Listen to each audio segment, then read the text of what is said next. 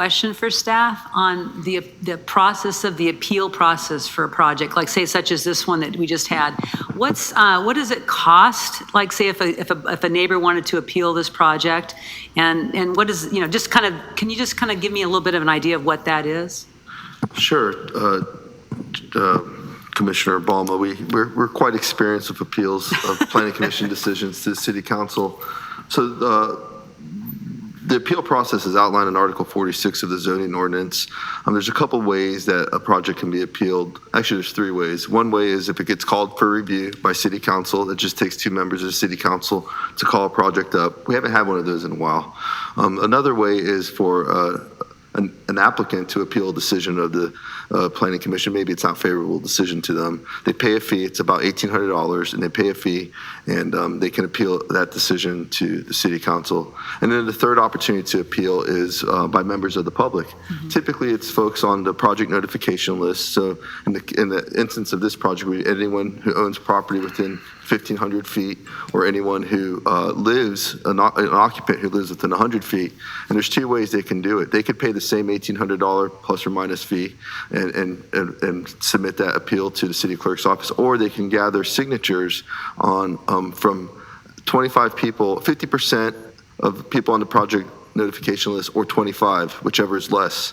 And typically that's the appeal process that we experience. It's typically neighbors who appeal projects where they don't have to pay a fee. It just takes them to band together and fill out sign a petition, and then we receive a letter that outlines the points of their appeal. And those are the points that get responded to by staff to city council, and staff makes a recommendation to city council on those appeal points. The reason I'm asking that was because I was hoping that whatever amount of money or fee that was charged is going to compensate our staff time in reviewing all this. And it sounds like the 25 signature thing doesn't do anything for the staff time and the amount of work that it takes to do this. So we're actually losing money on this kind of idea, as we're, because it seems like we get a lot of these appeals that are probably the 25 people, and it burdens like projects that might be a good project because of somebody's whatever they don't like about it, and they can just get 25 neighbors together and do it, and it doesn't cost them anything, but it costs our city a lot of money. I just think we need to think about this. At least it should be something where at least compensates the city staff time on what they spend to process this.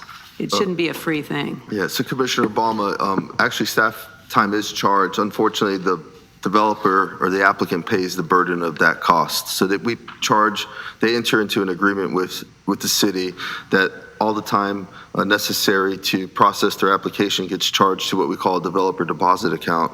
And then, so even in an appeal, our time gets charged to them. So it's pretty punitive to an applicant when the project gets appealed.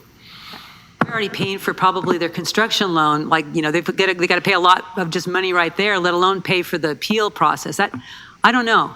I guess that's more of a city council thing, not a planning commission issue, but I kind of think I'm going to talk to a couple of my city council members. Yeah, no, it sounds like a city ordinance that would need to be reviewed and considered. Commissioner Custer. Nothing to report. Hayes.